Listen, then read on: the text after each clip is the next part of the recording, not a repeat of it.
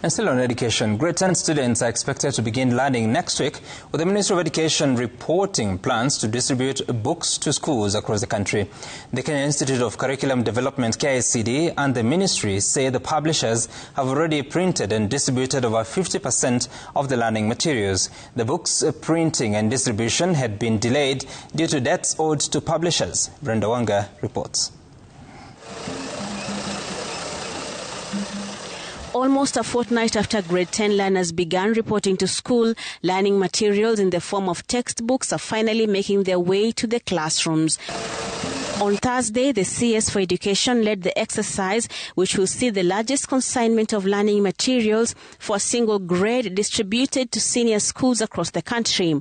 A total of 11.87 million books are required for the first year of senior school education.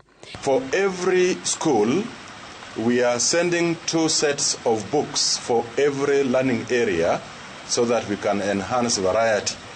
If a school has 100 learners, for example, that school will get 60% of the books from one publisher and 40% of the books from another publisher, so that in senior school we start enhancing particularly that competency of communication. And today we'll be releasing the actual numbers of all the students who have actually been admitted to our senior schools across the country.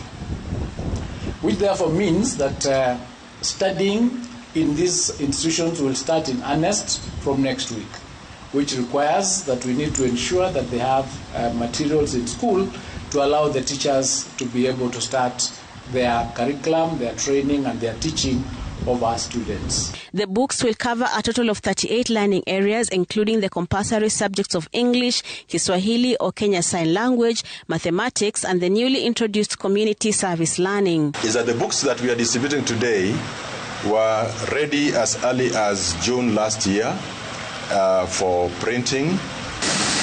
The printing and publishing of the learning material had been delayed for months following a standoff between the ministry and the publishers over unpaid debts totaling 11 billion shillings.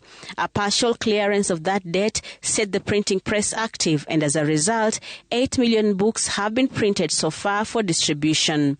We believe that the other balance will be coming soon, because we need to first distribute, take the delivery notes to KICD, and then get the remaining 60% for grade 10.